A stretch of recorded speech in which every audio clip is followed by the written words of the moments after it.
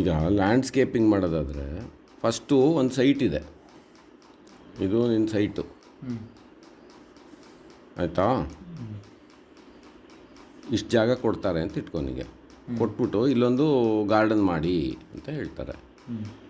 ಆಗ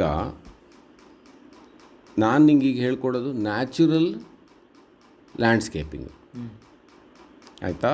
ನ್ಯಾಚುರಲ್ ಅಂದರೆ ನಮಗೆ ಅದರಲ್ಲಿ ಅದ್ರ ಪುಸ್ತಕದಿಂದ ಕಲಿಯೋಕ್ಕಾಗಲ್ಲ, ಅನುಭವದಿಂದಲೇ ಕಲಿಬೇಕಾಗುತ್ತೆ. ಇದೇ ಈ ನ್ಯಾಚುರಲ್ ಲ್ಯಾಂಡ್ಸ್ಕೇಪಿಂಗು ಕರೆಕ್ಟಾಗಿ ಸಿಸ್ಟಮ್ ಪ್ರಕಾರ ಕಲಿಬೇಕು ಅಂತಿದ್ರೆ ಪರ್ಮಾಕಲ್ಚರ್ ಅಂತ ಒಂದಿದೆ ಆಯಿತಾ. PERMA ಪರ್ಮ ಕಲ್ಚರು ಆಯಿತಾ. ಇದ್ರದ್ದು ಆನ್ಲೈನ್ ಕೋರ್ಸ್ ಎಲ್ಲ ಇದೆ, ಅದು ಮಾಡ್ಕೋಬೋದು. ನಾನು ಅದನ್ನೆಲ್ಲ ಮಾಡಿಲ್ಲ, ನಾನು ಹಾಗೆ ನ್ಯಾಚುರಲು ಮೆಥಡು, ನಾನು ಒಬ್ಬರು ಫೂಕೋಕ್ ಅಂತ ಜಪಾನವರಿದ್ದಾರೆ, ಅವರ ಮೆಥಡ್ ಫಾಲೋ ಮಾಡೋದು ಮುಂಚೆಯಿಂದ. ಸೊ ಈಗ ಒಂದು ಜಾಗ ಸಿಕ್ಕಿದರೆ ಫಸ್ಟ್ ಏನು ನೋಡಬೇಕು ಅಂದರೆ ದಿಕ್ಕು ನೋಡ್ಕೋಬೇಕು.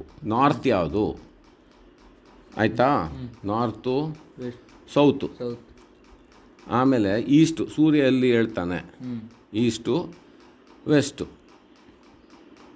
ಅದರ್ಥ ಮಾಡ್ಬೇಕು. ಆ ಸೈಟಿಗೆ ಹೋಗಿ ಅಲ್ಲಿ ನಿಂತ್ಕೊಂಡು ಆ ಕಾಂಪಾಸ್ ಇಟ್ಕೊಂಡು ನೋಡಿದ್ರೆ ಗೊತ್ತಾಗುತ್ತೆ ನಾರ್ತ್ ಯಾವುದು ಅಂತ. ಸೂರ್ಯ ಯಾವ ಕಡೆ ಹೇಳ್ತಾನೆ ಅಂತ ನೋಡಿಕೊಂಡ್ರೆ ಅದು ಈಸ್ಟು. ಸೂರ್ಯ ಮುಳುಗೋ ದಿಕ್ಕು ವೆಸ್ಟು, ಮತ್ತು ನಾರ್ತಿಂದ ಆಪೋಸಿಟ್ಟು ಸೌತ್. ಈಗ ವಾಸ್ತು ಪ್ರಕಾರ ಎಲ್ಲ ನಾರ್ತ್ ಗೇಟ್ ಇದ್ದರೆ ಒಳ್ಳೆಯದು. ಈ ತೋಟನ ಗಾರ್ಡನಿಂದ ಹೊರಗೆ ಹೋಗೋದಾದರೆ ಅಥವಾ ಮನೆಯಿಂದ ಹೊರಗೆ ಹೋಗೋದಾದರೆ ಈ ದಿಕ್ಕಲ್ಲಿ ಗೇಟ್ ಇದ್ದರೆ ಒಂದು ಒಳ್ಳೆ ಇದದು. ಓಕೆ, ಈಸ್ಟು ಒಳ್ಳೆ ದಿಕ್ಕು, ವೆಸ್ಟು ಪರವಾಗಿಲ್ಲ. ಸೌತ್ ಒಂದು ಇಷ್ಟಪಡೋದಿಲ್ಲ ಹಳೆ ಕಾಲದವರೆಲ್ಲ, ಯಾಕೆಂದರೆ ಇದು ಒಂಥರ ನೆಗೆಟಿವ್ ಎಂಟ್ರೆನ್ಸ್. ಇದು ಇಲ್ಲಿಂದ ಹೊರಗೋದ್ರೆ ಒಂಥರ ಲಕ್ ಚೆನ್ನಾಗಿರೋದಿಲ್ಲ ಅಂತ ಹೇಳ್ತಾರೆ. ಸೊ ಇಲ್ಲಿಂದ ಮನೆ ಅಥವಾ ಕಾಂಪೌಂಡಿಂದ ಹೊರಗೆ ಹೋಗ್ತಾ ಈ ದಿಕ್ಕಲ್ಲಿ ಹೋದ್ರೆ ಒಳ್ಳೆಯದು. ಆದರೆ ಎಲ್ಲ ಕಡೆ ಮಾಡೋಕ್ಕಾಗೋದಿಲ್ಲ, ಇದೆಲ್ಲ ಚೌಕ ಇರೋದಿಲ್ಲ ಅಲ್ಲ ಗಾರ್ಡನು, ಏನೇನೋ ಶೇಪ್ ಕೊಡ್ತಾರೆ. ಆದರೆ ಆದಷ್ಟು ಇದನ್ನು ನಾವು ಫಾಲೋ ಮಾಡಬೇಕು.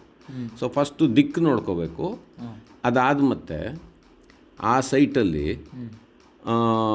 ಇದು ನೋಡಬೇಕು, ಏನು ವಾಟರ್ ಶೆಡ್ಡು ಆಯಿತಾ. ಇದೇ ಒಂದು ವಾಟರ್ ಶೆಡ್ ಅಂತ ಅಂದ್ಕೊಂಡ್ರೆ, ವಾಟರ್ ಶೆಡ್ ಏನು ಅಂತ ಇನ್ನೊಂದು ವೀಡಿಯೋ ಮಾಡೋಣ ನಾಳೆ. ನಾವು ಏನು ನೋಡ್ಕೋಬೇಕಾಗಿದ್ದು ಅಂದರೆ ಮಳೆ ಬಿದ್ದರೆ ಎಲ್ಲಿಂದ ಹೊರಗೆ ಹೋಗುತ್ತೆ. ಈ ಪ್ಲಾಟ್ ಮೇಲೆ ಮಳೆ ಬಿತ್ತು ಅಂತ ಇಟ್ಕೊ, ಮಳೆಗಾಲದೆಲ್ಲ ಬರುತ್ತಲ್ಲ ದಿನ ಮಳೆ ಬಿದ್ದಾಗ ಮಳೆ ಅಷ್ಟು ಇಲ್ಲೇ ಒಳಗೆ ಹೋಗೋದಿಲ್ಲ, ಭೂಮಿಯಲ್ಲಿ ಹೋದರೆ ಒಳ್ಳೆಯದು, ಹೋಗೋದಿಲ್ಲ, ಹರ್ಕೊಂಡು ಹೋಗುತ್ತೆ. ಒಟ್ಟು ನೀರೆಲ್ಲ ಸೇರ್ಕೊಂಡು ಎಲ್ಲೋ ಒಂದು ಕಡೆ ಹೊರಗೆ ಹೋಗುತ್ತೆ. ಅದು ಎಲ್ಲಿ ಅಂತ ಅರ್ಥ ಮಾಡ್ಕೋಬೇಕು. ಈ ಪ್ಲಾಟಲ್ಲಿ ಯಾವ ಕಡೆಯಿಂದೆಲ್ಲ ಮಳೆ ಬಿದ್ದಿದ್ದು ನೀರೆಲ್ಲ ಸೇರಿ ಹೆಚ್ಚಾದಾಗ ಸೇರ್ಕೊಂಡು ಹೆಂಗೆ ಹರ್ಕೊಂಡು ಹೋಗುತ್ತೆ, ನಮ್ಮ ಜಾಗದಿಂದ ಹೊರಗೆ ಹೋಗೋದು ಎಲ್ಲಿ ಅಂತ ಒಂದು ಜಾಗ ಇರುತ್ತೆ ಎಲ್ಲೋ ಒಂದು ಕಡೆ. ಅಲ್ಲಿ ಎಕ್ಸೆಸ್ ನೀರು ಬಿದ್ದಿರೋದೆಲ್ಲ ಹೊರಗೆ ಹೋಗೋ ಜಾಗ ಅದು. ಸೊ ಅದು ಎಲ್ಲಿ ಅಂತ ಗುರ್ತಾಕೋಬೇಕು ಆ ಸೈಟಲ್ಲಿ, ಗಾರ್ಡನ್ ಸೈಟಲ್ಲಿ. ಆಮೇಲೆ ಹೆಚ್ಚು ಮಳೆ ಬಂದಾಗ ಹೊರಗಡೆ ಸುತ್ತಮುತ್ತಲು ಜಾಗಗಳಿದೆಯಲ್ಲ, ಯಾರ್ಯಾರ್ದು ಸೈಟು ಗೀಟೆಲ್ಲ, ಅವ್ರದ್ದೆಲ್ಲ ಮಳೆ ಜಾಸ್ತಿ ಆದಾಗ ನಮ್ಮ ಲ್ಯಾಂಡ್ ಒಳಗೆ ಎಲ್ಲಿಂದ ನೀರು ಒಳಗೆ ಬರುತ್ತೆ ಅದು ತಿಳ್ಕೊಬೇಕು. ಈಗ ಒಂದು ದಿವಸ ಸಿಕ್ಕಾಪಟ್ಟೆ ಮಳೆ ಬಂದರೆ ಇಲ್ಲೆಲ್ಲ ನೀರು ತುಂಬಿ ಅದು ನಮ್ಮ ಗಾರ್ಡನಿಗೆ ಹರಿಲಿಕ್ಕೆ ಶುರು ಆಗ್ತದೆ, ಒಳಗೆ ಬರ್ತದೆ ಆಯಿತಾ. ಬಂದಾಗ ಎಲ್ಲಿಂದ ಬರುತ್ತೆ, ಈ ಕಡೆಯಿಂದ ಬರುತ್ತಾ, ಈ ಕಡೆಯಿಂದ ಬರುತ್ತಾ, ಆ ಕಡೆಯಿಂದ ನೋಡ್ಕೋಬೇಕು. ಓಕೆ, ಏಕೆಂದರೆ ಆವಾಗ ನಾವು ಇದನ್ನು ನೋಡಿಕೊಂಡು ಇದಕ್ಕೆ ಅಡ್ಜಸ್ಟ್ ಆಗಿ ನಾವು ಗಿಡಗಳೆಲ್ಲ ನಡ್ಬೋದು.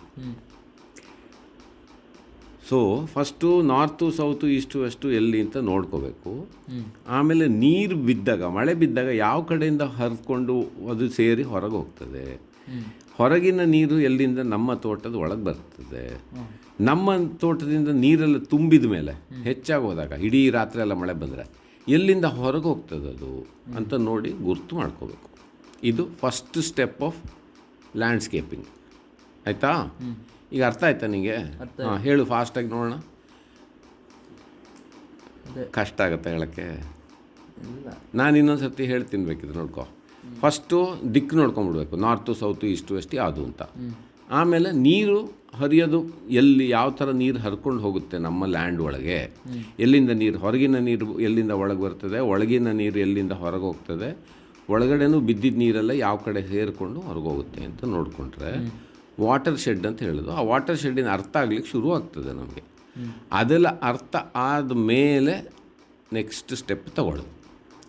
ಸೊ ಇದಿಷ್ಟು ಇದು ಮಾಡಲೇಬೇಕು. ಒಂದು ಸೈಟಿಗೆ ಕರ್ಕೊಂಡೋಗಿ ನಿನ್ನ ಹತ್ರ ಹೇಳಿದ್ರೆ, ಈಗ ನಂಗೆ ನ್ಯಾಚುರಲ್ ಗಾರ್ಡನ್ನು, ಬಟರ್ಫ್ಲೈ ಗಾರ್ಡನ್ನು ಏನೋ ಒಂದು ಮಾಡಿಕೊಡಿ ಅಂತ ಹೇಳಿದರೆ, ಇದೆರಡು ನೋಡ್ಕೋಬೇಕು. ಫಸ್ಟ್ ದಿಕ್ಕು, ನೀರಿಂದು ಫ್ಲೋ ಯಾವ ದಿಕ್ಕಿಂದ ಬರುತ್ತೆ, ಯಾವ ದಿಕ್ಕಿಂದ ಹೋಗುತ್ತೆ ಅಂತ.